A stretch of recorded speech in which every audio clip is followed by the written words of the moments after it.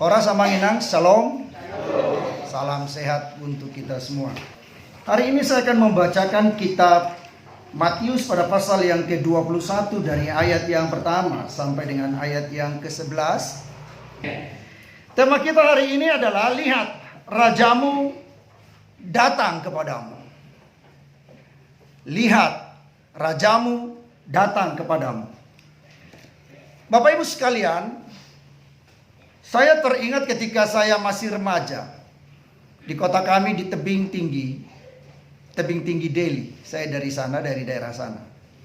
Kalau sudah mau hadir 17 Agustus, wow, itu sekolah, itu kota gemerlap, saudara. Marching band, apa semua gemerlap. Kota itu dipersiapkan dan pada hari 17 Agustus, itu orang merayakannya berpawai, menari-nari dengan pakaian yang unik, merah putih berkibar di mana-mana, menyambut hari kemerdekaan 17 Agustus. Dan itu terjadi dari tahun ke tahun. Hingga saya datang ke Bandung, di Bandung lebih meriah lagi. Bahkan di setiap desa-desa. Dan saya melihat ada pertandingan yang dibuat untuk menyambut dan merayakan hari kemerdekaan 17 Agustus yang diproklamirkan 17 Agustus 1945. Bapak Ibu Saudara yang diberkati Tuhan, itu menyambut hari kemerdekaan. Saya juga memperhatikan ketika Presiden Soeharto berkuasa, dia datang ke Bandung untuk meresmikan Lenlipi di Soekarno-Hatta. Oh, itu jalan ditutup. Tidak boleh orang lewat. Dan hanya undangan-undangan tertentu dengan semua pakaian, kesigapan mereka. Dan penjaga semua tentara, polisi. Juga keamanan dari kepresidenan menjaga. Hingga dilaksanakan upacara peresmian Lenlipi, lembaga elektronik itu. Yang ada di Soekarno-Hatta. Wah, itu meriah sekali. Dibuat tenda, dibuat semacam perayaan yang hebat. Itu presiden yang datang. Bapak Ibu sekalian, Alkitab ini berkata, tema kita hari ini berkata, lihat, rajamu datang kepadamu. Oh, siapakah Yesus? Dia adalah raja di atas segala raja. Dia Tuhan yang sangat berkuasa. Dan Alkitab berkata ketika dia datang ke dalam dunia, dia mengambil rupa seorang hamba dan dia menjadi seorang manusia. Dan memang dia harus disalibkan demi kita semua. Harus mati demi kita semua di kayu salib. Tetapi lihat, maut tidak berkuasa atas dirinya. Maka dia bangkit dari antara orang mati, hidup untuk selama-lamanya. Apa yang dia katakan? Sebelum dia terangkat ke sorga, dia berkata bahwa kepadaku segala kuasa telah diserahkan, diberikan. Segala kuasa yang ada di langit, di sorga, di langit dan di bumi. Bahkan kerajaan maut, segala kuasa daripada semua itu telah ada padaku. Saudara-saudara, inilah raja yang kita sambut itu sebenarnya. Yang datang kepada kita. Yang datang kepada saya, kepada Bapak Ibu sekalian. Nah, pertanyaannya adalah, jika raja ini datang, bagaimanakah sikap kita menyambut kedatangannya? Alkitab berkata orang-orang Farisi menolak dia, ahli-ahli Taurat menolak dia, dan mereka tidak mau menerima Yesus sebagai raja, sebagai Tuhan, sebagai penebus. Gak apa-apa, biar saja. Kalau mereka tidak mau menerima Yesus sebagai raja, maka Yesus tidak berarti tidak jadi raja. Yesus akan tetap jadi raja untuk selama-lamanya. Yang percaya katakan amin. Amin. Alkitab berkata, kerajaannya tidak akan berkesudahan. Kerajaan di dalam dunia ini berbatas waktu. Apabila dia sudah meninggal, mangkat, maka dia selesailah kerajaannya. Pemerintahan presiden kita hanya 2 periode yang sekarang yang bisa dilakukan. Selesai 2 periode itu pun jika dia bagus, maka dia terpilih kembali, bukan? Udah selesai sudah. Tetapi Yesus Dia adalah raja untuk selama-lamanya. Alkitab berkata, kerajaannya tidak akan berkesudahan. Dan memang dia sudah ada sebelum langit dan bumi ini diciptakan. Di dalam dialah segala sesuatu ini yang ada ini diciptakan. Dan di dalam Yesuslah semua ini ada. Dari yang tidak ada menjadi ada. Bayangkanlah, inilah raja yang kita muliakan, yang kita harus sambut itu. Dia datang kepada kita.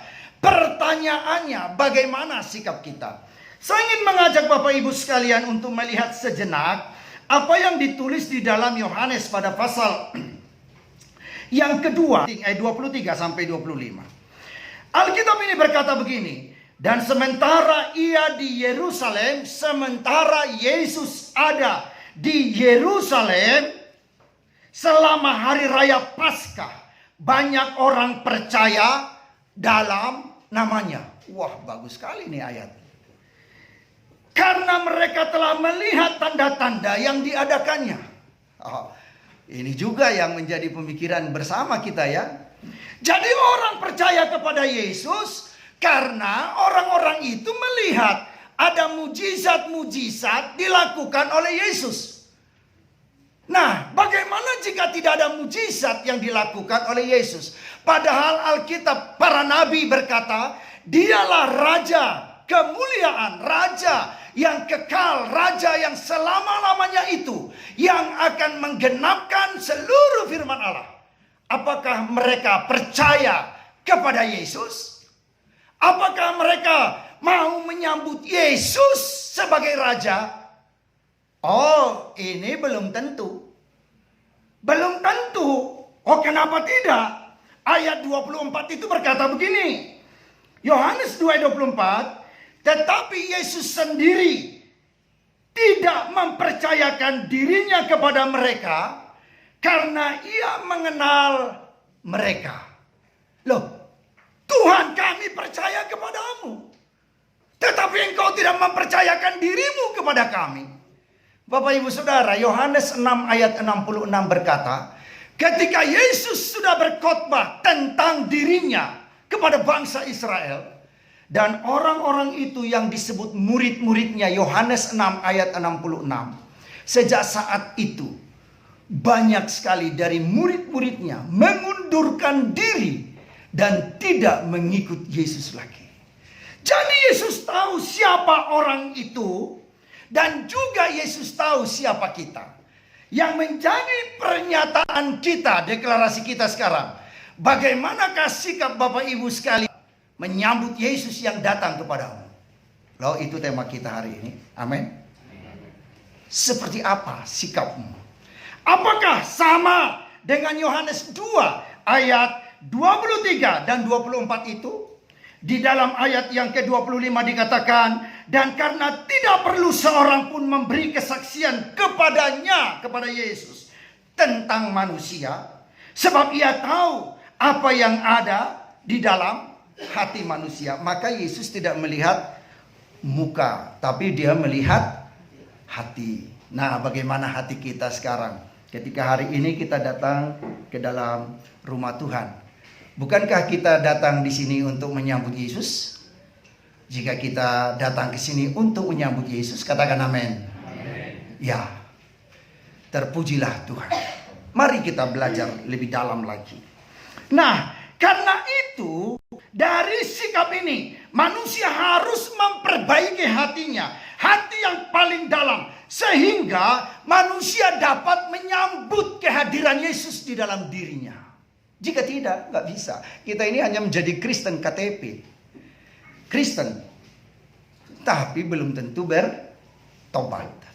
Kristen, tapi belum tentu ada roh Allah di dalam dirinya. Kristen, tapi belum tentu ada firman Tuhan yang hidup di dalam dirinya. Bukankah firman Tuhan, Alkitab berkata, firman Tuhan itu adalah makanan rohani kita. Manusia akan lapar dan haus, mereka akan dahaga akan kebenaran firman Tuhan.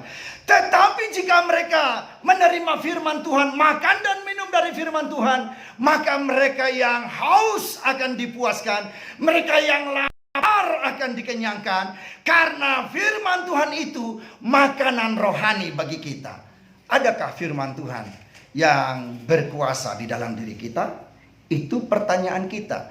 Jika memang ada, mari kita bangkitkan firman Allah itu berkuasa bekerja dalam diri kita. Jika memang belum, mari Bapak Ibu sekalian, kita perbaiki hati kita.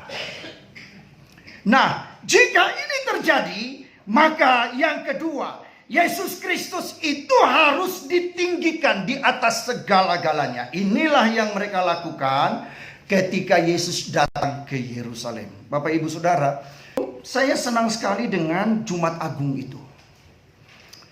Tadi dalam warta yang disampaikan bahwa itu untuk kita boleh merefleksi sebentar, sejenak saja tentang bagaimana dia menderita. Tidak ada satu gambaran yang bisa disampaikan. Bahkan Nabi Yesaya berkata bahwa dia itu tidak tampak rupa sebagai seorang anak manusia. Karena penderitaan yang diderita oleh dia dan ditaruh, diembankan kepada dirinya untuk menebus dosa-dosa kita. Supaya kita orang berdosa diselamatkan dari hukum dosa, yaitu dari maut. Dosa menghasilkan maut. Manusia dikatakan dalam kitab Roma, tidak ada satupun yang tidak berdosa, semua telah berdosa. Bahkan orang yang tampak seperti alim, orang yang tampak seperti rohani berdosa. Mungkin saja para hamba Tuhan berdosa, para pendeta barangkali berdosa. Dan Alkitab berkata, tidak ada satupun yang tidak berdosa. Semua berdosa. Maka Allah sendiri yang datang. Dia sendiri yang datang menjadi manusia. Menjadi manusia Yesus Kristus. Sehingga dia harus mati di kayu salib. Dia harus menderita. Dia harus teraniaya. Tidak ada penderitaan seperti yang kita di dalam kehidupan manusia. Sepanjang kehidupan manusia. Demi menebus dosa kita sekalian. Bisakah itu kebayang sama kita?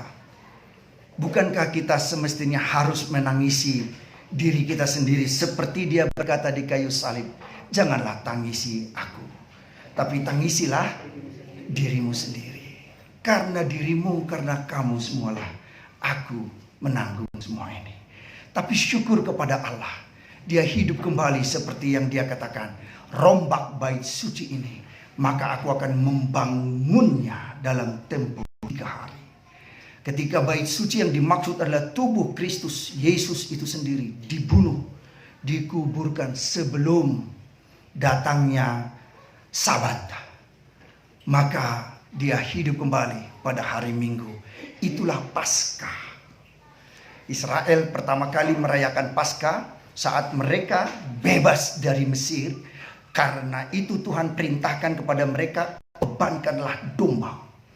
Jika engkau miskin, ada di antara jemaat itu miskin, maka mereka boleh bergabung beberapa keluarga membeli 1 domba.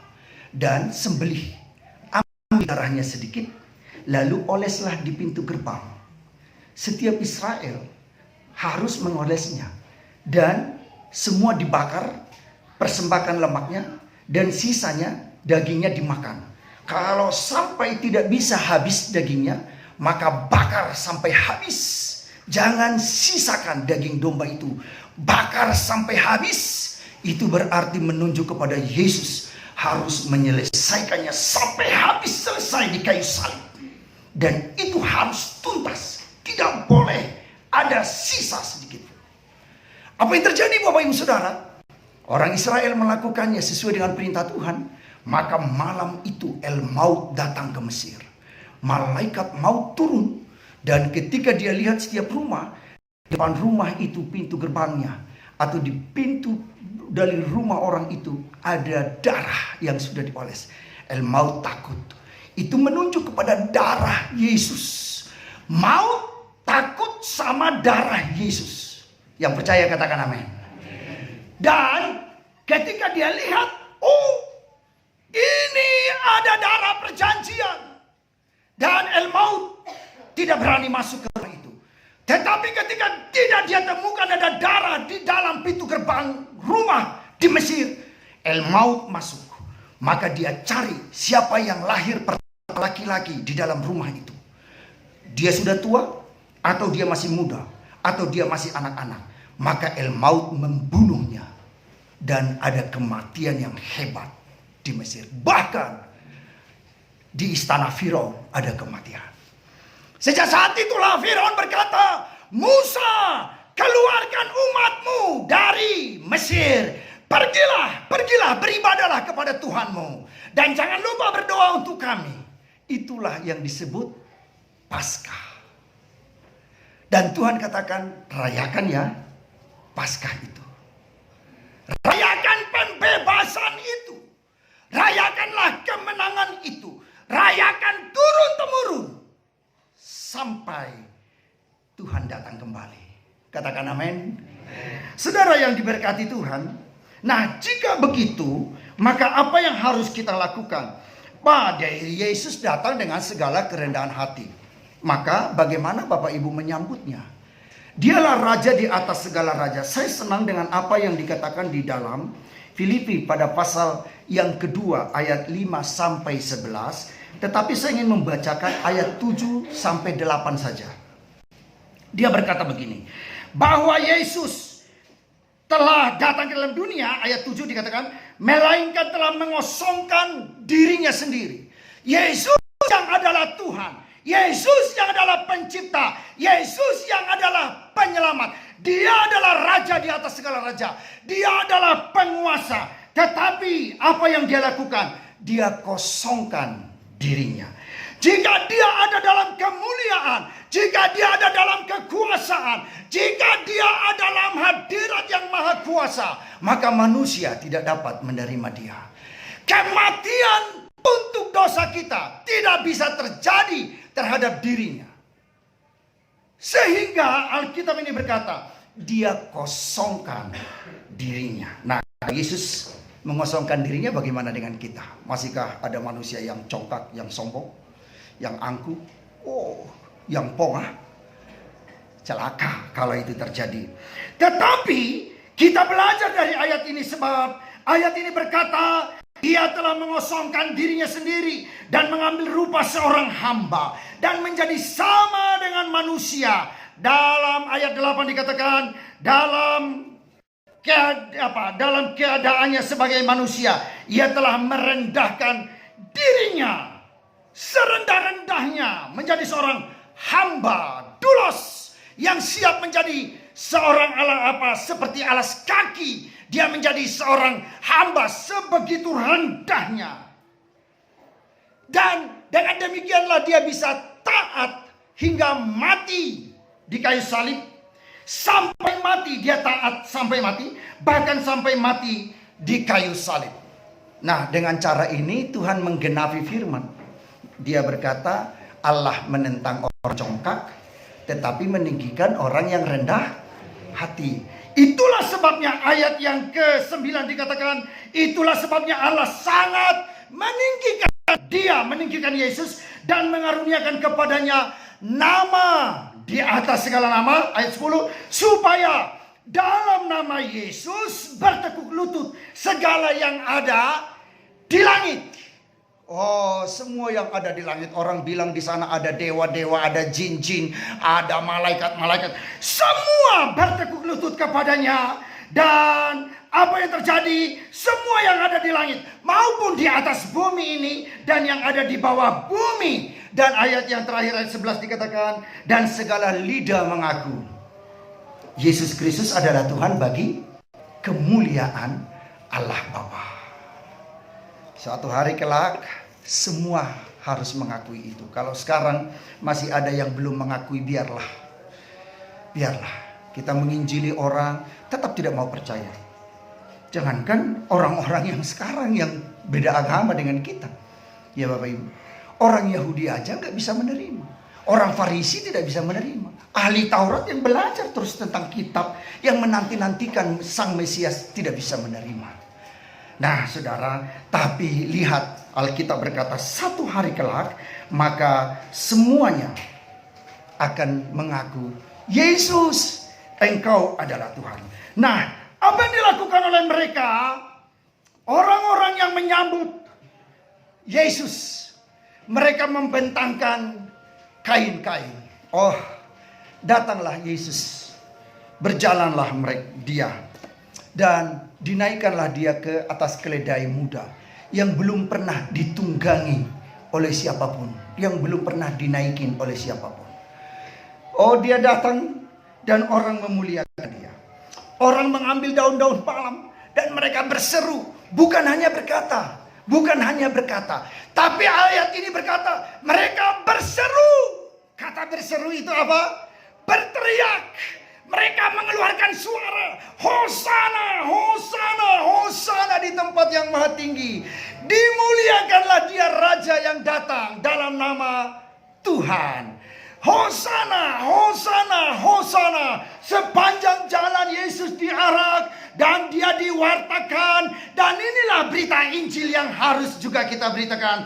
Dan berkata, Hosana, Hosana. Dimuliakan, dimuliakan. Hei, Alkitab berkata, Putri Sion, nyaringkanlah suaramu senyaring-nyaringnya. Amin.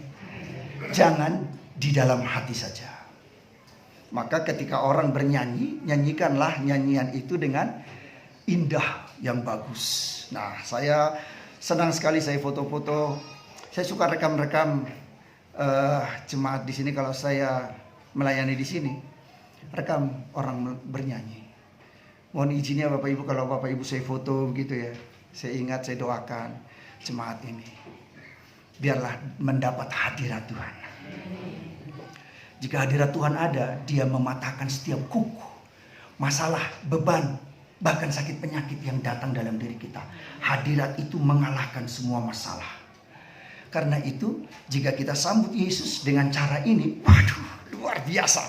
Senang sekali orang yang susah, ketika dia memuji-muji Tuhan, maka kesusahannya akan keluar dari dirinya, Bapak Ibu.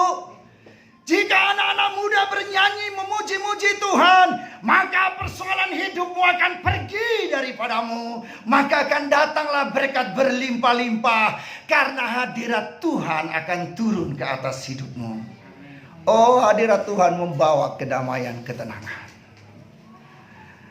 Saudara-saudara, tadi disinggung tentang pemilu. Mungkin di antara kita juga ada yang nyalek ya, atau juga ada yang memilih calon presidennya habis-habisan mati-matian, sampai berkelahi juga mau. Saya juga ada dengar teman kita pernah tua dengan istrinya. Oh, mereka beda pendapat. Yang satu berkata saya pilih 02, yang satu lagi bilang tidak bisa, harus 03. Wes, suami istri bisa tidak makan bersama-sama hanya gara-gara mereka sana yang mau jadi presiden. Kenapa ya juga bisa begitu ya? Dan orang di TikTok habis waktu, habis kuota, beli lagi kuota untuk persembahan bagi Tuhan sedikit. Persembahan untuk Tuhan nanti di hari Paskah kita berikan persembahan 2.000 saja. Tapi beli kuota ratus ribu bisa hanya dengar TikTok. TikTok. Gitu ya saudara. Dan itu terjadi. Lalu mulailah orang di dalam rumah itu berperang. Beda pendapat saudara. Yang satu memuji-muji, yang satu menolak, yang satu melawan, yang satu menghujat. Dan iblis masuk di situ. Dia bilang, hanya mantap. Dan iblis kasih jempol. Malaikat jadi sedih. Apalagi Roh Kudus yang ada dalam hati kita jadi sedih melihat kita. Dan ketika presidennya terpilih, saudara dilupakan juga. Lupa. Mana dikenal saudara? Oh, ketika saudara menulis, Pak Prabowo, saya pemilihmu. Oh ya, 96 juta memilih saya. Bukan hanya Bapak, bukan hanya Ibu, bukan hanya Anda. 96 juta orang lebih memilih saya. Itu kan pengumuman KPU, gitu ya saudara. Dan menyambut Yesus waktu kita habis. Tidak ada lagi. Kita sedikit mendengar suara, ku dengar suara Tuhan memanggil. Mana suaranya Tuhan memanggil? Dan kita sudah tinggalkan itu. Saudara, karena itu marilah kita mewartakan Yesus dengan cara kita sendiri. Sebab Zakaria 9 ayat 9 itu, dia berkata, bersorak-soraklah dengan nyaring, bukan hanya dalam hati. Bagaimana orang bisa bersorak dalam hati? Beria-ria, hatiku beria-ria. Dalam kitab Zakaria, hatiku beria-ria. Iya, beria-ria. Tetapi itu muncul ekspresinya. Oh, kalau beria-ria, oh gembira, dia menari sana, menari sini. Dan orang yang beria-ria itu, saudara, bersorak itu mengeluarkan kata-kata, Tuhan terpujilah namamu. Tuhan mulialah engkau, Hosana, Hosana, Hosana bagimu di tempat yang maha tinggi. Dan orang-orang yang tulus hati, yang disucikan dengan darah Yesus, dikuasai Roh Kudus. Saudara tahu apa yang mereka lakukan ketika mereka memuji-muji Tuhan? Masalah mereka kabur terbirit-birit dari kehidupan mereka. Jika saudara sepakat, katakan amin. Oh, lakukanlah itu. Mari kita berbuat itu. Dan dia berkata, hai putri Sion, bersorak-soraklah. Hai putri Yerusalem, lihat rajamu datang kepadamu. Ia adil dan jaya, yang lemah lembut, yang mengendarai seekor keledai beban yang muda. Dan apa yang dikatakan dalam ayat 10 Zakaria 9 ayat 10, ia akan melenyapkan kereta-kereta dari Efraim dan kuda-kuda dari Yerusalem. Busur perang akan dilenyapkan, dan ia akan memberitakan damai, damai, damai kepada bangsa-bangsa. Wilayah kekuasaannya akan terbentang dari laut sampai ke laut, dari sungai Efrat sampai ke ujung-ujung bumi. Dahsyat sekali. Bapak Ibu mau menyambut Yesus, dia ada di tengah-tengah kita. Apakah saudara merasakannya? Apakah saudara merasakan ada Yesus di sini?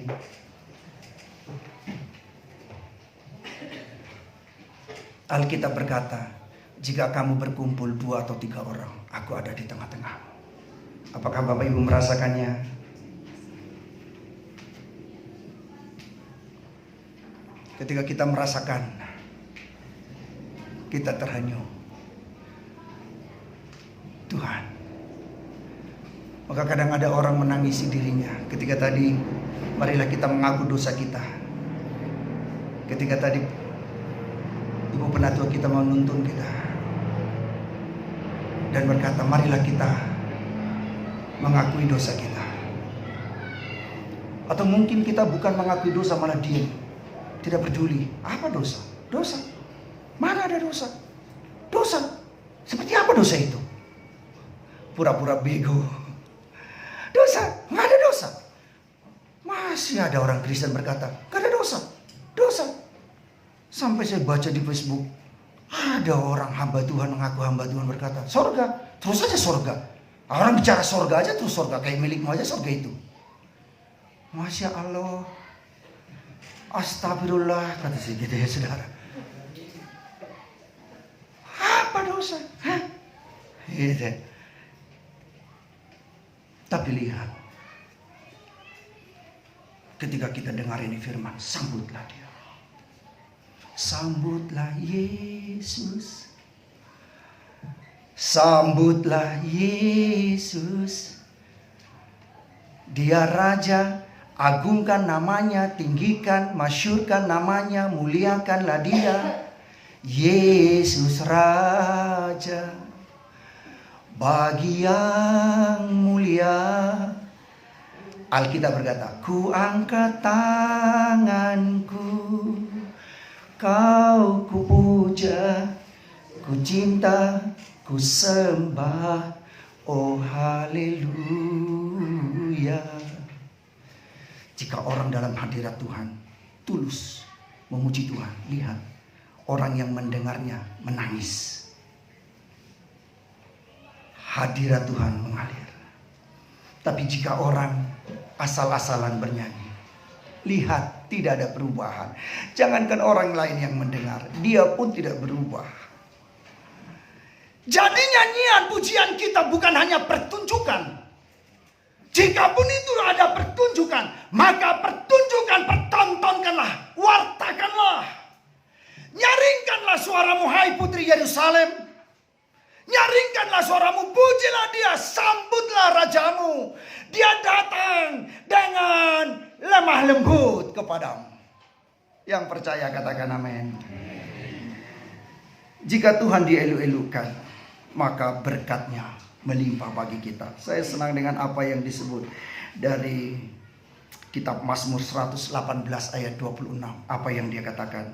Diberkatilah dia yang datang dalam nama Tuhan. Kami memberkati kamu dari dalam rumah Tuhan. Dua hal. Jadi kalau orang datang dalam nama Tuhan, diberkatilah dia. Semua orang hari ini yang datang, diberkatilah Bapak Ibu. Boleh ngomong kiri kananmu? Diberkatilah. Diberkatilah Bapak Ibu, diberkatilah.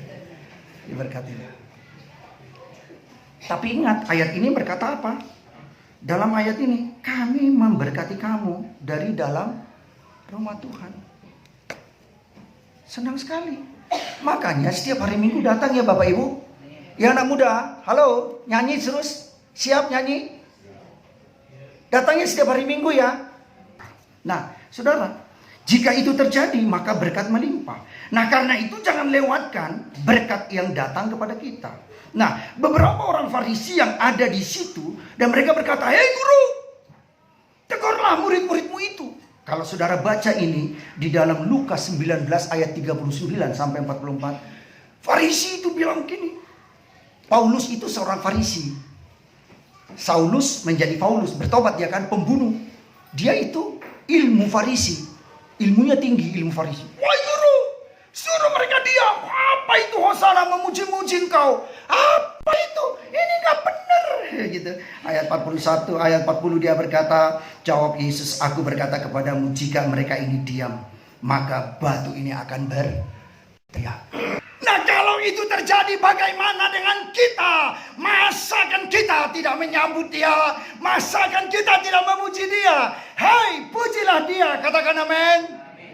Puji, sembahlah dia, sambutlah dia. Oh, luar biasa sekali. Karena itu orang Farisi dengar, jika orang umat ini tidak memuji Tuhan, maka batu-batu akan berteriak dan mereka akan memuji Tuhan. Dan ketika Yesus telah dekat melihat kota Yerusalem, ayat yang ke-41, saya sering berkata tentang ini. Ayat 41, dia berkata, "Iya, Yesus menangisinya." Katanya ayat 42, "Wahai betapa baiknya jika pada hari ini engkau mengerti apa yang perlu untuk damai sejahteramu. Tetapi sekarang hal itu tersembunyi bagimu. Yesus datang, rajamu datang kepadamu melawat engkau, tapi engkau menolaknya." Ayat 43,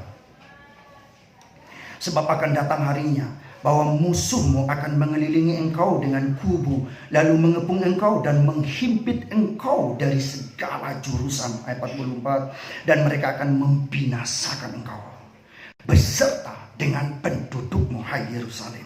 Dan pada tembokmu mereka tidak akan membiarkan satu batu pun tinggal terletak di atas batu lainnya. Karena engkau tidak mengetahui saat bila mana Allah melawat engkau." Tuhan tidak selalu datang. Tapi sekali dia datang, bisakah engkau menyambut dia? Saya senang dengan ayat ini. Satu hari saya melihat di Alkitab bagaimana Abraham menyambut 2 malaikat yang datang, bahkan 3 malaikat. Ketika dia lihat, dia duduk-duduk di bawah pohon, dia lihat 2 orang lewat. Dia sambut, "Tuanku, mampirlah di kemahku." Orang itu berkata, "Oh, kami sibuk, kami harus cepat-cepat." Abraham sujud menyembah. Dia berkata, "Tuhan, jika engkau berkenan atas hambamu ini, mampirlah sebentar saja di kemahku. Saudara, dua orang itu katakan, karena engkau mendesak. Karena engkau mendesak. Oke, kami mampir. Apa yang dia lakukan Abraham? Dia ambil baskom, dia cuci kaki dua orang itu. Dia lap, dia jadi hamba untuk orang itu. Duduklah. Lalu dia perintahkan, segera masak makanan yang terbaik. Potong lembu, domba yang tambun. Sediakan makanan. Dan dia hidangkan, makanlah Tuhanku sebelum engkau melanjutkan perjalananmu. Dua malaikat itu berkata, Abraham, sama seperti ini tahun depan, kamu akan mendapatkan anak itu loh, yang dijanjikan kepadamu. Sarah dengar di balik pintu. Dia tertawa. Sarah tertawa karena mendengar kalimat dari dua orang itu. Setelah dijamu, dia berkata, dia dengar kalimat, Abraham, seperti ini tahun depan, seperti ini, persis. Kau akan dapatkan anak itu ya, yang dijanjikan kepada, yaitu Ishak. Sarah dengar, dia tertawa. Tertawa. Dalam hatinya. Tapi malaikat itu melihat dan dia berkata, Sarah, mengapa engkau tertawa? Dia ditegur begitu, ketakutan dia. Dia bilang, Tuhan, aku tidak tertawa. Betul kau tidak tertawa. Tidak keluar suaramu, tetapi dalam hatimu kau tertawa. Artinya kau tidak percaya apa yang dikatakan oleh Tuhan kepadamu. Oh, karena lawatan inilah, sambutan inilah, maka dikatakan, betul, seperti ini tahun depan kamu akan mendapatkan anak itu. Maka tahun berikutnya dia melahirkan seorang anak dan diberilah nama Ishak. Apakah tiap hari malaikat datang? Apakah tiap minggu? Apakah tiap bulan? Mari. Ketika kita menyambut Yesus, memuji-muji Tuhan, tidak setiap hari dia berbicara kepada kita. Ketika kita memuji-muji Tuhan, dia bisa saja berbicara sejenak dalam hati kita. Dia berkata dalam mimpi, dia berkata dalam kehidupan kita. Saya ingin akhiri. Jika kita lakukan ini, Zakaria 2 ayat 10-11, bangsa-bangsa akan bergabung pada kita. Karena itu, sambutlah Yesus. Mau Bapak Ibu menyambut Yesus? Amin. Sambutlah dia. Dialah raja di atas segala raja. Jika kita dekat sama Tuhan, Alkitab berkata, siapakah lawanmu? Sambutlah dia. Sambutlah Yesus. Terimalah Yesus di dalam hatimu. Jadikanlah dia raja di atas segala raja. Nas tema ini berkata, lihat, rajamu datang kepadamu. Dan jika dia datang kepadamu, apa yang kau berikan bagi Yesus? Persembahkanlah yang terbaik kepada Yesus. Dan dia akan memberkatimu. Lihat, hari-harimu pasti cemerlang. Mungkin kau gagal dalam satu langkah, seperti orang bermain catur. Tapi engkau akan memenangkan pertandingan dalam langkah berikutnya. Karena Yesus ada bersama denganmu. Karena engkau menyambut Yesus. Mari kita berdoa. Tuhan dan Allah kami, Bapa kekal, terpujilah nama-Mu. Kami menyambut kehadiran-Mu di dalam hidup kami, di tempat ini, di dalam rumah kami. Hadirlah, datanglah Engkau Tuhan.